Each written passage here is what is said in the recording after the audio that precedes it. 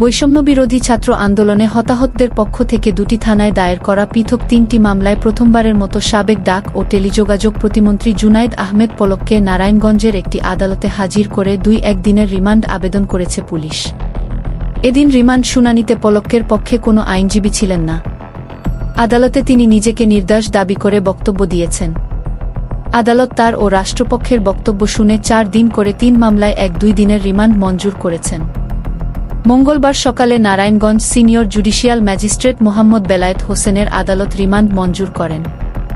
Narayanganj court পুলিশের পরিদর্শক আব্দুল কাইয়ুম সত্যতা নিশ্চিত করে বলেন, সাবেক আইসিটি মন্ত্রী জুনায়েদ আহমেদ পলককে কঠোর নিরাপত্তায় আদালতে হাজির করা হয়েছে।